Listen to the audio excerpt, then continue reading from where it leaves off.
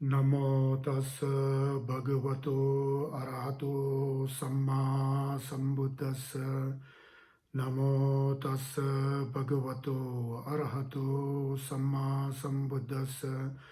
नमो तस् भगवतो अरहतो सम्मा सम्बुद्धस्स। सर्वदृष्टि प्रहाराय यद्धर्मं देशयत् अनुकंपाम उपादाय तम नमस्यामि गौतमम। kangi tukzi nyerzung ne tawa thamche pangwe chirtambe chuni tonze pa Gautam दे लागू चांद सल। कल मैंने एक वीडियो पोस्ट किया था फेसबुक पर, तो उसमें पवारना के बारे में मैं बता रहा था। शायद पवारना के बारे में उसका विश्लेषण जो है थोड़ा संक्षिप्त हो गया। उसके बाद रात को कुछ लोगों का फ़ोन आया, धर्मबंधुओं का। ये पवारना है, उसके बारे में थोड़ा सा विस्तृत बताइए। क्या ये पवारना और वर्षावास हमारे टिबेटन मोनेस्ट्रीज हैं, टिबेटन बुद्धिस्ट मोनेस्ट्री, उसमें भी होता है? फिर उस पर थोड़ा और प्रकाश डालिए। उस पर कल थोड़ा संक्षिप्त जैसा हो गया था, क्योंकि बीच में मैं सम्राट अशोक के बारे में और कुछ बुद्ध के परम शिष्यों के बारे में उसमें थोड़ा जुड़ गया था ना।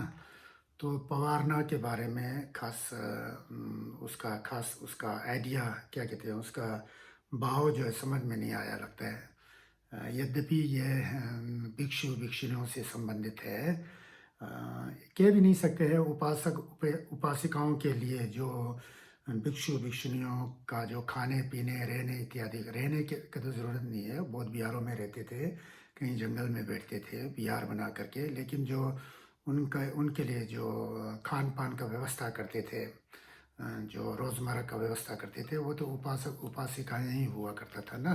तो इस पर मैं बोल रहा हूँ संक्षिप्त में और बहुत सटीक बोलने का कोशिश करूँगा। तो वर्षावास तो आपको पता है, वर्षावास यरने कहते हैं बोधी भाषा में। वर्षाकालीन में जो क्या कहते हैं, आषाढ़ पूर्णिमा से लेकर अश्विन पूर्णिमा या तो श्रावण पूर्णिमा से लेकर कार्तिक पूर्णिमा तक जो है भिक्षु भिक्षुनियाँ श्रामनेरी जो है एक स्थान पर रह करके धर्म का अध्ययन करते थे। मतलब परियत्ति का, पटिपत्ति का, पटिवेदन का जो है पूरा अपने क्षमता के अनुसार, योग्य के अनुसार जो है धर्म का श्रवण करते थे, चिंतन करते थे और मनन करते थे और मेडिटेशन करते थे, और पूरा शील का पालन करते हुए यथावत शील जो होता है ना सूक्ष्म, उसका पालन किया। क्योंकि शील ही तो क्या कहते हैं समाधि का आधार है, और समाधि जो है विपश्यना, जो लक्थुंग कहते हैं गोम में, उसका आधार है। ये तीन चीज़ों को स्थूल और सूक्ष्म रूप से अपने क्षमता और योग्यता के अनुसार उस तरह से इन तीनों का तो समागम होना ही चाहिए। सबसे पहले शील, फिर शील के आधार पर जो शमत कहते हैं, समत कहते हैं पाली में, और संस्कृत में शमता कहते हैं। उसका कई आलम्बन है, कहीं तो सूत्रों में 40 आलम्बन बताया गया है, उन 40 में नहीं जाना है। सबसे अच्छा आलम्बन जो है आनापान स्थिति जैसे कहते हैं, वो सांस के ऊपर मन टिका करके उसको निर्मल करके, फिर उसके ऊपर जब पूरा शुद्ध और पवित्र हो जाता है मन, तो फिर अपने शरीर का परीक्षण करते हुए शरीर की अनित्यता को जानना। उसके बाद अनित्यता को हम नित्य मान करके जब आसक्त करते हैं तो दुख होता है, उस कुदरत के नियम और विश्व के ज्ञान को जानना। ऐसे जानते हुए निरासक्त भाव से जो भी शरीर की घटना होती है, वेदना में घटनाएं होती है, चित्त में घटनाएं होती है, जितना भी भौतिक वस्तु या चेतन वस्तु, सब में कुछ ना कुछ प्रत्येक क्षण में खटपट खटपट खटपट खटपट होते रहता है। तो इसीलिए तो जितना भी जो भी चीज़ है संसार में, आंख से दिखाई देने वाला, कान से सुनने वाला, सूंघने की, जो है जीवा में रस चकाने की, शरीर में जो स्पर्श, जो भी वस्तुएं हैं, जो 6 इंद्रियां हैं, 6 विषय वस्तु है, जो भी है, 18 धातु हैं, जो भी बताइए उसको, पंचखंड, खट आयतन और अष्ट दस क्या कहते हैं धातु बोलते हैं, जो भी हो सब अनित्य स्वभाव वाला है ना। उसको जान करके फिर उस तरह का जो है क्या कहते हैं अभ्यास करते हैं। शील से लेकर सब सूत्र का पाठ करते हैं, और जो पुराने जो स्थाविर होते हैं, आरत होते हैं, उनसे धर्म का श्रवण करते हैं, फिर उसको चिंतन करते हैं, फिर बैठ करके उस पर ध्यान करते हैं पूरा 3 महीना 4 महीना। वैसे तो हमेशा करते रहते हैं ना, जहाँ-जहाँ वो होते हैं वहाँ करते रहते हैं। जो क्या कहते हैं रोज़मर्रा की ज़िंदगी जो भिक्षु और भिक्षुणियों का होता है, वो करते हुए भी जब भी समय मिले तो सूत्र पाठ, चील का पालन और आनापानसती मेडिटेशन, जो है साधना और विपश्यना करते रहते हैं।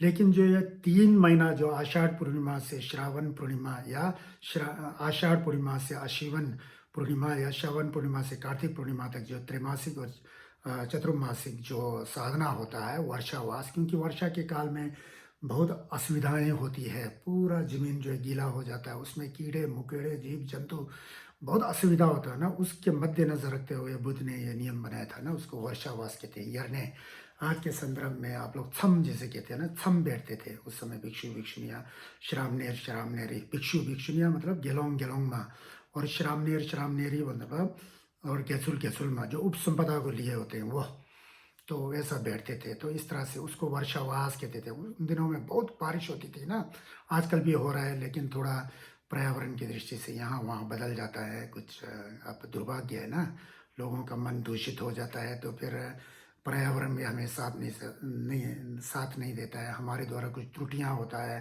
फिर ये क्या कहते हैं उसको, कार्बन डाइऑक्साइड होता है, उसकी मात्रा ज़्यादा, ऑक्सीजन कम, ये सब अनाप शनाप वैश्विक महामारी ये सब आ रहा है ना, हमारी त्रुटियों के द्वारा आ रहा है।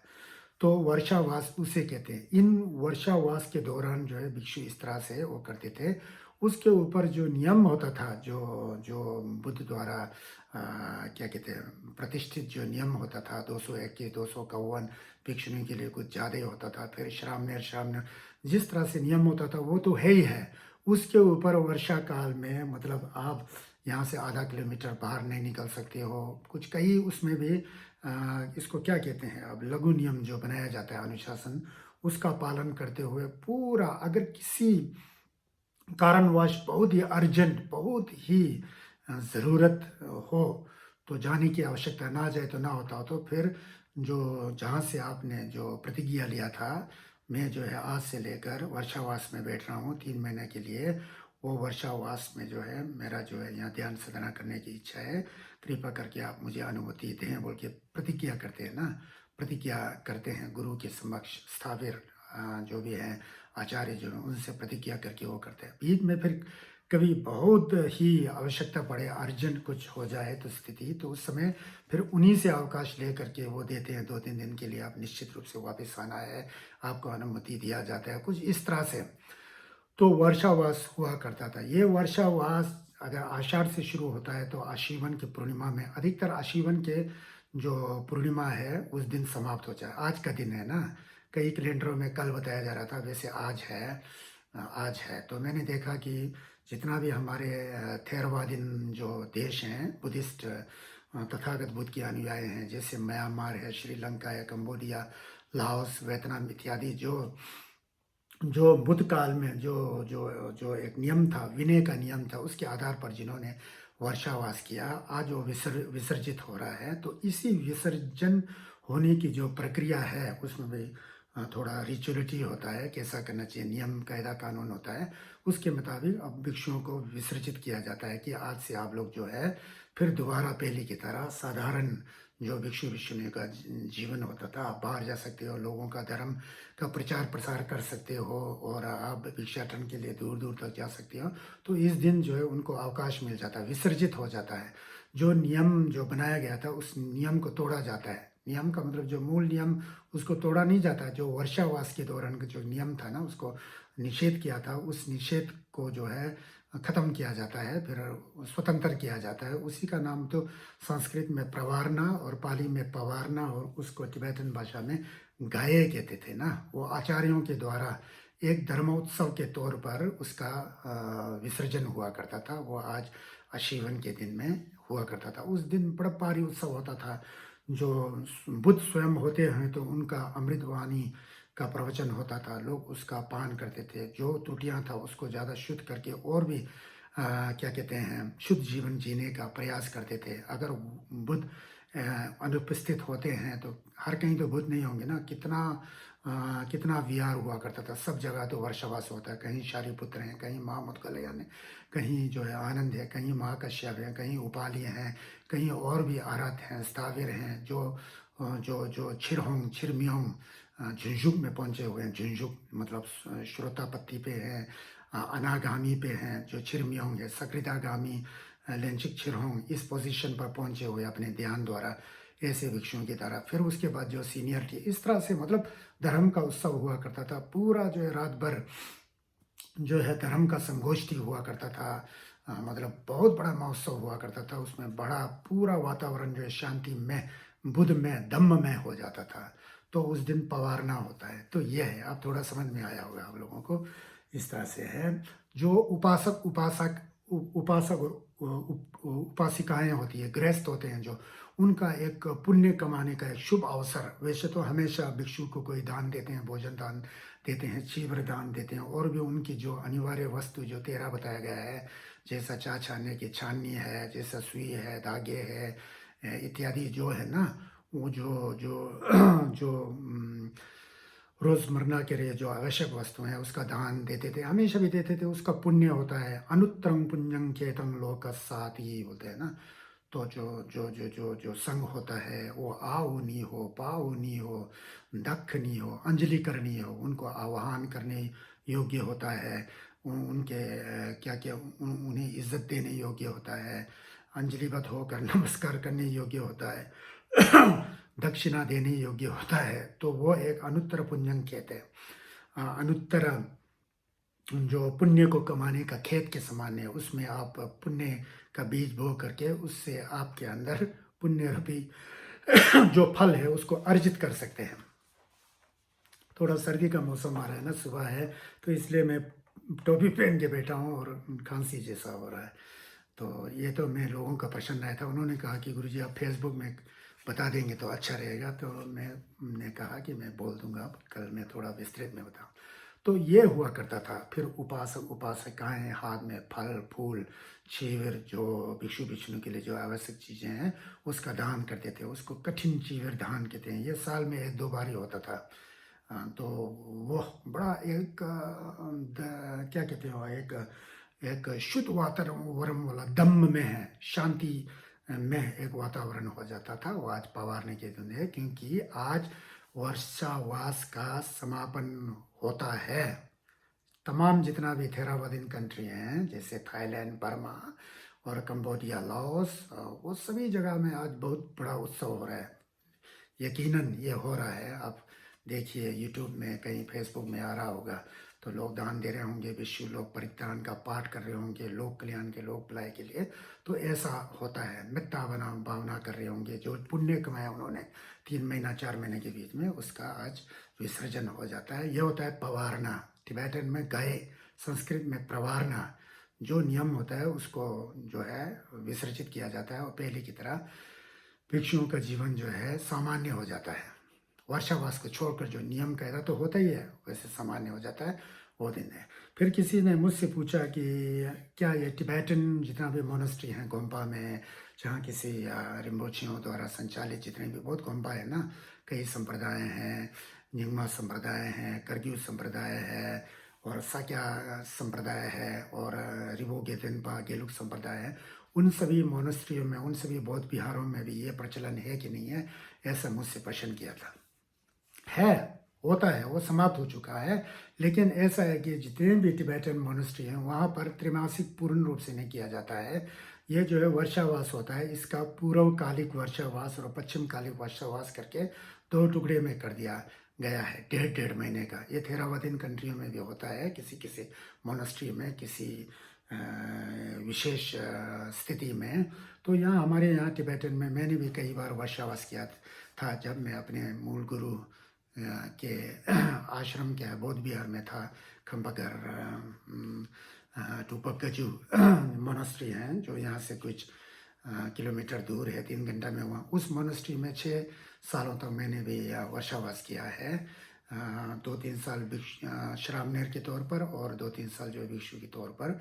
तो हमने भी ये वर्षावास किया। लेकिन जो टिबेटन मोनेस्ट्रीज हैं, जो गुम्पा हैं, उनमें जो है क्या कहते हैं, आषाढ़ पूर्णिमा को तो शुरुआत तो उसी समय होता है, लेकिन विसर्जन जो है, जो पवारना जो गए होता है, प्रवारना होता है, वो श्रावण अमावस्या को होता है। वो 1 महीना और आधा महीना, 1 और आधा महीने के लिए प्रतिज्ञा ली जाता है।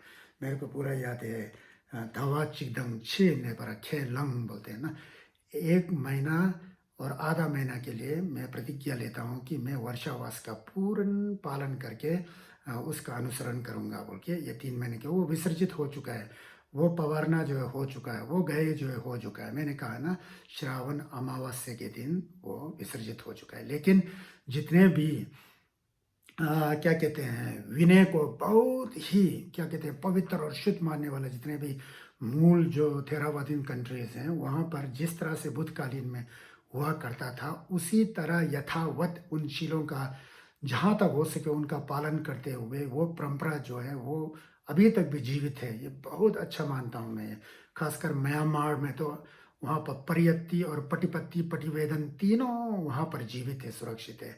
कई थेरावादीन कंट्री में परियत्ती मात्र है, जैसे श्रीलंका में परियत्ती का बहुत जोर शोर होता है। एकेडमिक दृष्टि से जो है बुद्ध के प्रवचनों को कंठस्थ करते हैं, फिर उसका अध्ययन करते हैं, वो है वहाँ भी है। वहाँ भी क्या कहते हैं पटिपत्ती साधना पक्ष भी है। और पटिवेदन तो अरहत्ता जब होते हैं, अरहत हो जाते हैं तब का है। फिर थाईलैंड में भी उसी तरह है, लेकिन सबसे मजबूत म्यांमार में लग रहा है। लेकिन उनकी भाषाओं में थोड़ा बहुत डिफ़िकल्टीज है ना, वो समझ में नहीं आता जाता। बिना अनुवाद किए तो कुछ भी पल्ले नहीं पड़ता है, लेकिन इस तरह सा है। तो हमारी बोधी परंपरा में भी, टिबेटन मोनेस्ट्रियों में भी यरने होता है, बहुत अच्छे ढंग से होता है यथावत। अब जब यरने के दौरान, यरने मतलब वर्षावर्ष के दौरान, पूर्णिमा व अमावस्या के दिन आप पहुंचते हैं ना टिबेटन मोनेस्ट्री में भी, जो हमारे भारत में है, साउथ में है, यहाँ हिमाचल में है, देहरादून साइड में है। जब वो पूर्णिमा और अमावस्या के दिन जो भिक्षु और भिक्षुनियाँ उपोषित करते हैं ना, भिक्षु और भिक्षुनियों का उपोषित जो अलग तरीका होता है, उपासक और उपासिकाओं का जो उपोषित जो अलग तरीका होता है। भिक्षु भिक्षुनियों के लिए प्रतिमोक्ष सूत्र का पाठ करते हुए उसमें जैसा जैसा नियम कानून बनाए हैं उसके मुताबिक होता है। उसके ऊपर जो गृहस्थ वाला उपोषित है उसका पालन तो करना ही पड़ता है, उसके ऊपर एडिशनल होता है ना। तो ये हुआ करता है। तो ये मैं बताना चाहता था। आज कुछ थोड़ा आप लोग को स्पष्ट रूप से आपको पता लग गया होगा। तो ये होता है, इसको धम्म महोत्सव बोलते हैं। तो प्रवचन, संगदान, कठिन चीवरदान और उपासकों को जो है पुण्य कमाने का बहुत ही अवसर प्राप्त होता है। तो ये था आज आशीवन पूर्णिमा। फिर भी इतना बोलते हुए भी कुछ ना कुछ कहीं छूटा होता है, बाद में याद आता है।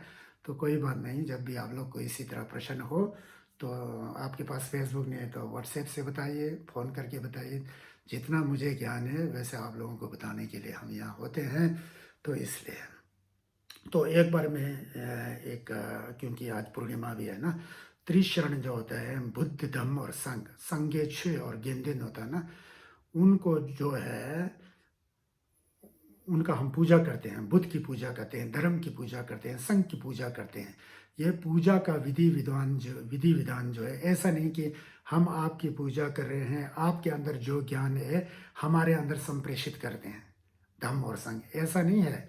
ये तो कृतज्ञता है, कृतज्ञता उन महान गुरु तथागत सम्यक संबुद्ध जो हम लोग गुरु पूर्णिमा मानते हैं ना। वो मेरा अनुभव है कि भगवान बुद्ध के द्वारा ही ये गुरु पूर्णिमा का जो एक आजकल प्रचलन चलाना है, ऐसा चला जैसा लगता है। क्योंकि आषाढ़ पूर्णिमा को ही गुरु पूर्णिमा बताया जाता है ना। आषाढ़ पूर्णिमा के दिन ही तो तथागत सम्यक संबुद्ध ने 4 आर्य सत्ता पर अमृतवाणी का प्रवचन दिया था ना, जो उन्होंने अपने अनुभूति की सतह पर उन्होंने जानकर जी बुद्ध होने के बाद, सबको पता है। तो यह है, तो तथागत सम्यक संबुद्ध उन गुरुओं के द्वारा आज तक भी कमोवेश कम ज़्यादा जितना भी है बुद्ध शासन है ना, अगर उसका उचित रूप से उपयोग नहीं करते हैं, उसका हम अच्छी तरह से श्रवण नहीं करते हैं, चिंतन नहीं करते हैं, भावना नहीं करते हैं, तो हमारी त्रुटि है ना, हमारी गलती है ना। लेकिन जितना भी उनका जो अमृतवाणी है ना, सबसे निचोड़ जो अमृतवाणी है बुद्ध का धम्मपद, उदाहरण इत्यादि, उसमें सब निचोड़ है ना। उसका अध्ययन हम क्या करते हैं? नहीं करते हैं ना।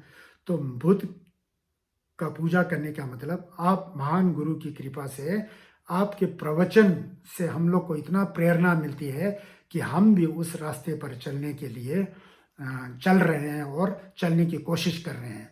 तो आप महान गुरु को, उसके लिए हम कृतज्ञता भेंट करते हैं, मतलब आपको इज्जत देते हैं, आपके श्रद्धा से आपका पूजा करते हैं। ये नहीं कि आपके अंदर जो गुण है हमारे अंदर संप्रेषित करते हैं, ये तो यहाँ अवकाश ही नहीं है। बुद्ध ने कहा था ना, ना क्षालयन्ति मुनियो जलेन पापम, ना चाहे आकृशंति करेन जगत दुखम, ना ही संक्रमते स्वाज्ञान परम, धर्म देशना है विमोचयन्ति। धर्म देशना के द्वारा लोगों का कल्याण करते हैं, उनको विमोचित करते हैं, मुक्त करते हैं। पानी से पाप नहीं धुला जाता है। और क्या कहते हैं, कोई अधिष्ठान करके सिर पर पानी छिड़क करके, हाथ रख करके आपके अंदर जो विकार है उसको नहीं हटाया जाता है। तात्कालिक जो थोड़ा बहुत जो ग्रह नक्षत्र वो होता है, उसका तो निराकरण होता ही है, वो तात्कालिक है। ऐसा नहीं कि वो जड़ से खत्म हो जाए। तो इसके बारे में तो हम लोग प्रार्थना करते हैं बुद्ध से, यंतुन्नविंतम अमंगलंच यो चापनापो सकुन्न सदो पापग्गहो दुस्सुपिनम अकंतम बुद्धानुभावेन धम्मानुभावेन संगानुभावेन विनाश मिंतु बोल के, ये मंगल गाथा में कहा गया ना। मैंने परित्राण सूत्र में देखा था कि जितना भी क्या कहते हैं, बुरे निमित्त हैं, जितना भी अमंगल चीज़ें हैं, जितना भी पशु पक्षियों का कुछ अपशाकुन, जो बिल्ली म्याऊं करता है, कौवा जो काव काव करता है, उल्लू हंस रहा है, कुछ इस तरह से अपशकुन वाला जो शब्द है पशु पक्षियों का, वो और ग्रह नक्षत्र के द्वारा और बुरे सपन के द्वारा जो अपशकुन चीज़ है, उसका बुद्ध और धम्म और संघ के क्या कहते हैं भाव से वो जो है खत्म हो जाए, विनाश हो जाए। वो तो तात्कालिक है ना। वो तो थेरावादिन में भी है, महायान में भी है और वज्रयान में भी है। कई लोग बहुत ही कट्टरपंथी बन के कहते हैं ना, पूजा पाठ से कुछ नहीं होता है, ये नहीं होता है, वो नहीं होता है। मैं उस चीज़ को नहीं मानता हूँ, क्योंकि पूजा पाठ और क्या कहते हैं, ये क्या कहते हैं, जो कुछ हम लोग परित्राण सूत्र पढ़े, उसका फ़ायदा नहीं है क्या? फ़ायदा है ना। नहीं है, नहीं कहना चाहिए, आप गलत कह रहे हो। उसका फ़ायदा है, लेकिन वो तात्कालिक। हुंदा जो हमारे ऊपर कोई भूत प्रेतों का साया जैसा, कोई अपशाकुन जैसा, कोई पशु पक्षियों का गलत शब्द जो आपको अनुचित लगे, आपके अंदर भ्रम पे, उस तरह के उन भय और उन सारी विघ्न बाधाओं को हटाने के लिए वो प्रक्रिया तो थेरावादिन में भी है, जो मैंने अभी सूत्र का पाठ किया था वो है। तो महायान में तो बहुत है, हम लोग वही करते हैं। आर्य तारा का, और क्या कहते हैं, उशनीश, उशनीश का वो करते हैं, और कई है ना, क्या कहते हैं, वज्र विधारण इत्यादि, और प्रज्ञा पारमिताओं का भी उसमें हम लोग प्रयोग में लाते हैं ना। वो दूसरी चीज़ है। तो वो तो ठीक है, इस तरह से आप प्रार्थना करें तो।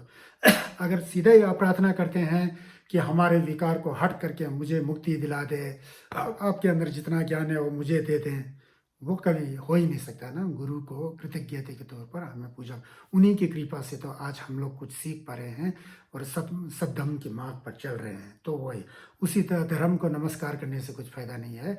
धर्म का आचरण करना चाहिए, उसको सुनना चाहिए, अनुभूति पर उतारना चाहिए, उसका अनुसरण करना चाहिए। तो आपके विकार जो हट जाएगा। क्यों? आप उस अमृत को पी रहे हो, तो जो हमारे मन के अंदर जो जहर रूपी, विष रूपी, जो द्वेष, राग और अज्ञान और तृष्णा इत्यादि है, जो हमें असुखी बनाता है, जो हमें क्या कहते हैं अवसाद में डाल देता है, दुखी बना देता है, चिंतित कर देता है, वो सब धुल जाता है खुद ही।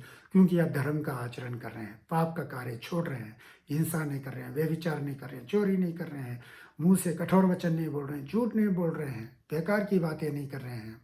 ये सारी चीज़ें, मन में लोभ कम कम करते जा रहे हैं, द्वेष कम करते जा रहे हैं, कर्मफल को मानते हुए आप पूरा अपने सांसों के जरिए शरीर की अनित्यता को जान रहे हैं, वेदनाओं की अनित्यता को जान रहे हैं, और क्या कहते हैं चित्त की अनित्यता को जान रहे हैं। उसी तरह जितना भी बाह्य भौतिक वस्तु है, जो हमारे इन इंद्रियों का विषय वस्तु है, उनकी अनित्यता को जान रहे हैं, तो निरासक्त होते हुए अंदर से आप शुद्ध होते जाएंगे ना। तो वो होता है धर्म का इज्जत करना, धर्म के कैप में जाना, धर्म के शरण में जाना, वो होता है ना। तो संघ इस शरण में जाना क्या होता है? जो संघ धर्म का आचरण होते हुए हमारे से अधिक परिपक्व है, उनके अंदर हमारे से ज़्यादा ज्ञान है, वास्तव में साक्षात्कार किया हुआ है धम्म को, और आगे बढ़ते जाएं। कोई श्रोतापन में पहुंचे हुए हैं, जुजुग में, कोई छिरहोंग मतलब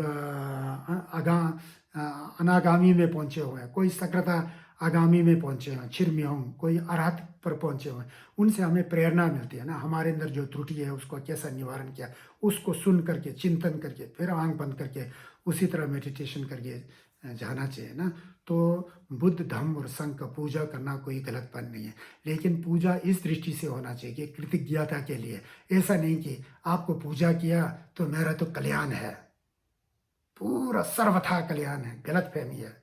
यह हमारे यहाँ नहीं है, क्योंकि तथागत बुद्ध स्वयं ने कहा है कि तुम्हें प्रयत्न करना है और तुम्हें खुद को मोक्ष प्राप्त करना है। मैं तो रास्ता दिखाने वाला हूँ, मैं मुक्तिदाता नहीं हूँ, मैं मार्गदाता हूँ, मार्गदर्शक हूँ। तमपद का वो श्लोक बहुत अच्छा लगता है, अमृतवाणी है। तुम्हें ही किच्चंग आतपंग, तपना तुम्ही ही है, आखा तारो तथागता। बुद्ध तो केवल, तथागत तो केवल बताने वाले हैं, मार्ग को बताने हैं। पटिपन्नोपा मोखंती, जो प्रतिष्ठित होकर के धर्म का अनुसरण करके पालन करके उस पर अग्रसर चलते हैं। जाइनो मार बंधना, और मारों के बंधन के, राग द्वेष अज्ञान तृष्णा, उसके बंधन से छूट करके खुद मुक्त हो जाता है। पोटी भाषा में अनुवाद कई बार मैंने कह चुका है, इसलिए कहता हूँ कि बार बार सुनने से इससे आपको प्रेरणा मिल सकता है। तेजिन शेकबे सुंग समते छेचा लेला बेपरंजो गोम्बे नंबर जुपे ना दूचे दूची छिंगवा नमले डोल। दुत मतलब राग द्वेष अज्ञान इत्यादि, स्कंद मार, देवपुत्र मार और देवपुत्र मार, और क्या कहते हैं शिंजे, जो कहते हैं छिद्दा गिद्वी। तो इस तरह से उन मारों से के बंधन से दूर हटने के लिए हमको खुद उस पर प्रतिपत्ति, एक एक पथ पर चल करके मन की विकारों का प्रतिवेदन करके उसको हमें जानना है ना। ये मैं आप लोग को बताना चाहता था। तो इस गलत फहमी को मैं आपको दूर कर रहा हूँ। या पूजा पाठ होता है, थेरावादन कंट्री में मैं बहुत गया हूँ, तो खासकर म्यांमार और थाईलैंड में पहुंचने का पूरा देश जो है बुद्ध की मूर्तियों से भरा हुआ है। सुबह उठकर बनते जी लोग वहाँ पर इतिपिसो भगवा अरहं सम्मा संबुद्धो विजाजरण सम सुगतो लोक विदु करके पूजा करते हैं। धम्म के प्रति स्वाखातो भगवतो धम्मो सांदिठिको अकालिको, इस तरह से पूजा करते हैं। संघ के प्रति सुपटिपन्नो भगवतो सावक संग, क्या वो गलत है? उसमें भी तो कोई आरत होंगे, श्रोतापन को प्राप्त किए होंगे, अनागामी सकृतगामी सब होंगे ना। तो वो भी देखिए पूजा कर रहे हैं। बर्मा में तो पूरा पहाड़ में पगोड़ा बना हुआ है, जो बर्मा के यंगून के बीच बाजार में श्वेतागौन पगोड़ा है ना, उसी तरह पूरा देश, उसको स्वर्ण भूमि कहा जाता है ना। इतना बुद्ध की मूर्तियां हैं, इतना पगोड़ा है, जिसे हम लोग तिब्बतन में छोतेन कहते हैं, पगोड़ा कहते हैं, स्तूप चैत्य है, छोटे छोटे छोतेन बहुत है, पूरा शुद्ध सोने से पूरा पॉलिश किया हुआ, उस उनकी पूजा करते हैं। क्या वो गलत है? नहीं करना चाहिए पूजा। क्या वो लोग बनते लोग सब पागल हैं? ऐसा नहीं है ना। तो कभी कभी है ना, हम धम्म कर रहे हैं सोच करके बहुत कट्टरपंथी में जाते हैं, और सबसे ज़्यादा क्या कहते हैं, सबसे ज़्यादा आसक्ति वो हो जाता है। अब अपने आप को परीक्षण कीजिए क्या है, क्योंकि हम लोग तो 17 साल की उम्र में लामा बना था, अभी कहाँ है, अभी 58 साल होने के बाद कितना साल हुआ, यही तो पढ़ते आए ना, दूसरा काम तो है ही नहीं है। ग्रंथों को पढ़ो, थेरावादीन ग्रंथ, महायान ग्रंथ, वज्रयानी ग्रंथ, सबको पढ़ो, गुरुओं से मिलो, अध्यात्म की दृष्टि से, परियत्ति की दृष्टि से, एकेडमिक, उसको पूरा क्या कहते हैं परीक्षण कर कर करके कि क्या चीज़ है आखिरी वो है ना। मुझे तो थेरावादीन, महायान और वज्रयान में कोई विरोधाभास नहीं हो रहा है, मेरा अपना मानना है। हाँ, वो सब एक एवोल्यूशन स्टेट है, विकसित जो है सतर है, अगर समझे तो। अब बात आ गया कोई भिक्षु बनते या कोई लामागन या कोई जो भी हो, उनमें त्रुटियां हो सकता है, उनमें शील का भंग हो सकता है, वो अपना गलती है, वो खुद भोगे। उनके अंदर त्रुटि के द्वारा धम्म को त्रुटि कहना तो गलत बात है ना। ये सब बहुत गंभीर विषय है, ये मैं बताना नहीं चाहता था, फिर भी एक थोड़ा सांकेतिक रूप से आप लोग को ये कहने का मन आया। आज पूर्णिमा है ना, तो पूर्णिमा के दिन एक बात बताऊँगा, आप लोग ये तो जो वर्षावास वगैरह, प्रवारना वगैरह, ये तो गेलोंग और गेलोंगमा, केसुल और गेलुंगमा केसुलमा से संबंधित है ना, फिर भी नॉलेज के लिए तो होना चाहिए ना, क्या परंपरा था, क्या चलन था, कैसा हुआ करता था उन दिनों में, बौद्ध विहार भिक्षुओं कैसा, भिक्षुणियाँ कैसी होती थी, वो भी ज्ञान में होना चाहिए ना, एक धम्म का अनुयायी होने के चाहिए नाते। जो उपासिकाएँ, कभी मैं अपने धम्म बंधु को सुनते हैं, पोस्ट में मेरे को बहुत आता है, तो उसमें उपोषण के बारे में बहुत बताते हैं, बहुत अच्छी बात है। आपका मन कैसा है बताते समय, वो शुद्ध होना चाहिए, कहीं कट्टरपंथी तो नहीं है, किसी का विरोध करके यही शुद्ध है, यही पवित्र है, वो तो गलत हो गया। यही शुद्ध है, यही पवित्र है, वही तो राग है, वो गलत है, वो ओरिजिनल नहीं है, वही तो द्वेष है। तो इन चीज़ों से हट करके मन की स्थिति के साथ आगे बढ़ना चाहिए, मेरा ये विचार है। उपोस्थ उपोषद बोलते हैं उसको, सोजोंग भी कहते हैं, निन्ने भी कहते हैं, न्यूने भी कहते हैं। जो 8 शील है, 10 शील है, उसका पालन करना चाहिए। उसके लिए बुद्ध काल में तथागत बुद्ध ने 4 दिन को बहुत पवित्र माना गया है। कृष्ण पक्ष और शुक्ल पक्ष की अष्टमी, दो, वो शुक्ल पक्ष की अष्टमी छपज्ञ बोलते हैं टिबेटन में, और कृष्ण पक्ष का अष्टमी जो होता है ना, तो वो है, वो कहाँ कहाँ आता होगा, वो छिपा यीशु शनि या कहाँ आता होगा, वहाँ आता होगा वो। और पूर्णिमा और अमावस्या, पूर्णिमा जब चांद पूर्ण रूप से अपनी 16 कलाओं से भरपूर पूरा प्रकाशित होता है उस दिन, और जिस दिन चांद बिल्कुल होता ही नहीं है उस दिन, ये 4 दिन जो है उपोषण के लिए बहुत ही पवित्र है, महान है। उस दिन आप पुण्य का अर्जन कर सकते हैं। जीव हिंसा नहीं करना, व्यभिचार नहीं करना, और चोरी नहीं करना, ये 3 शरीर के होते हैं। फिर उसके बाद अब पाली की दृष्टि से बताए तो पानातिपाता वेरमणि सिक्खापदम समाधियां, प्राणी हिंसा से विरत रहने की प्रतिज्ञा, और अदिन्ना दाना वेरमणि सिक्खापदम समाधि, बिना दिए हुए दान को लेना, यह है। और क्या क्या मूसावादा वेरमणि सिक्खापदम समाधियामी, झूठ बोलने से विरत रहने की प्रतिज्ञा। और उसके बाद क्या कहते हैं, कामेशु मिच्छाचारा वेरमणि सिक्खापदम, व्यभिचार से विरत रहने की प्रतिज्ञा। जब उपोषता होता है तो पूरा अब्रह्मचार्य वेरमणि सिक्खापदम समाधियामी, ब्रह्मचार्य का पूरा पालन करके बोलते हैं, अब्रह्मचार्य से भी विरत रहने की प्रतिज्ञा। इसी तरह जो है सुर मेरे मज्ज पमद्दठाना वेरमणि सिक्खापदम समाधियामी, कच्ची और पक्की जितना भी नशे पत्ते शराब इत्यादि जो है मादक द्रव्य, उससे विरत रहने की प्रतिज्ञा। उसके बाद विकाल भोजन वेरमणि सिक्खापदम समाधियामी, जो 12 बजे के बाद जो भी भोजन जो स्थूल रूप से होता है उसको विकाल भोजन कहा जाता है, उससे विरत रहना, उसे नहीं खाना। जो डिनर नहीं करना, मतलब लिक्विड तरल पदार्थ पी सकते हैं। आप बहुत बीमार हैं, कुछ हैं, तो छुटपुट थोड़ा सा बिस्कुट वगैरह थोड़ा सा कुछ ले सकते होंगे, तो वो है विकाल भोजन से विरत रहने की प्रतिज्ञा करना। उसके बाद नच गीत वादी को विशुक दर्शन वीरमणि सिक्खापदम, नाचना गाना और बिना मतलब का तमाशा देखना, और उस तरह की चीज़ों से विरत रहने की प्रतिज्ञा लेना। और माला गंध विलेपन धारण मंडन विभूषण वीरमणि, माला गंध विलेपन जो परफ्यूम वगैरह जो है अपने को अलंकृत करना, वो सब उन चीज़ों से विरत रहने की प्रतिज्ञा। जब आप उपोषण करते हैं उस समय, तो ये होना चाहिए। उसके बाद उच्च आसन महासना वेरमणि सिक्खापदम, ऊंचे आसन पर सोना, उससे अहंकार बढ़ता है कहते हैं ना। तो बिल्कुल सामान्य नीचे कुशन लगा करके फर्श पर जो है सोना, और ऊंचे आसन और उच्च आसन से विरत रहने की प्रतिज्ञा। तो उसके बाद लास्ट में जो है क्या रूप रजत पटिक गहना वेरमणि सिक्खापदम, जो सोने चांदी के जो आभूषण होते हैं उससे विरत रहने की प्रतिज्ञा करके, ये जो 10 शील बताया ना, इसका पालन करके जो यथावत बुद्ध धर्म संघ इत्यादियों को याद करते हुए, उनके गुणों को याद करते हुए, उस गुण को अपने अंदर लाने की प्रतिज्ञा, शायद धर्म का श्रवण करके, चिंतन करके, आनापानासति और विपश्यना करके, जो भी आप बुद्ध के प्रति प्रार्थना करते हैं वो भी शुद्ध मन से, पवित्र मन से, लोक कल्याण की भावना से, मित्रता की भावना से करना, उसको उपोषण कहते हैं ना। तो ये मुझे आज बताने का मन कहा। हालांकि ये सब जानते हैं, मतलब उसको ऐसा है बोल के मानते हैं और बुद्धि के स्तर पर जानते हैं, लेकिन उसको अनुभव के स्तर पर जान करके उसको धम्म अमृत का पान करना है। मतलब हम भी उस रास्ते पर हैं। मैं नहीं कह रहा हूँ कि मैं आराध हूँ, बहुत बड़ा रिम्बोचे हूँ, बहुत बड़ा खेम्बो हूँ, बहुत बड़ा विद्वान हूँ, ऐसा नहीं है। हाँ, इतना है कि अपने पूर्व जन्म के कर्म से, संस्कार से जो है पूरा ज़िंदगी भर इन धार्मिक परियत्ति में गोते लगाने का वो मौका मिला है। अभी तक भी मैं कल भी बताया था ना, देखिए ये पीछे जितना भी बुद्ध अमृतवाणी का संचय है, चाहे बुद्धवाणी हो, चाहे उसके ऊपर टिप्पणी हो, उसको हम लोग पढ़ते रहते हैं, इंफॉर्मेशन को हम लोग हासिल करते हैं, जिसे परियत्ति कहते हैं। फिर उनमें से जो निचोड़ है उसका चिंतन करते हैं, जहाँ तक हो सके उसको अपने अनुभूति के सतर पर उतार करके मन के विकारों को हटाने की कोशिश करते हैं, जो कि बहुत ही दुर्लभ है और बहुत ही कठिन है।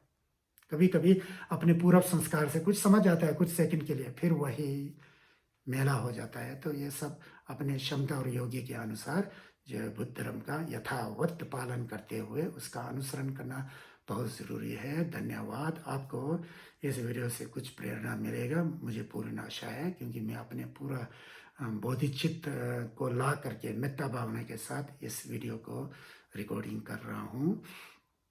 यंतुन निमित्तं अमंगलं च यो चापनापो सकुन्नस्सदो पापघ्नो दुःसुपिनम् अकन्तं बुद्धानुभावेन धम्मानुभावेन संघानुभावेन विनाशवन्तु यानि भूतानि समागतानि बुम्मानि व यानि व अन्तरिक्षे तथागतं देवमनुस्सं पूजितं बुद्धं नमस्सां धम्मं नमस्सां संघं नमस्सां स्वस्तिभवतु।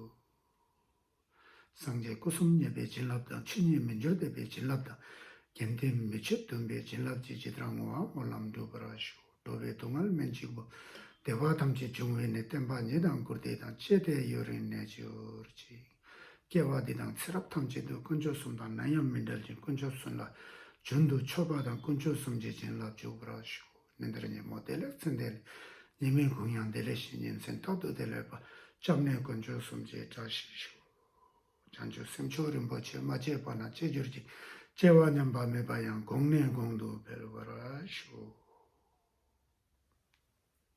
धन्यवाद। सबका कल्याण हो, सबका भला हो, सबका स्वस्थ मुक्ति हो।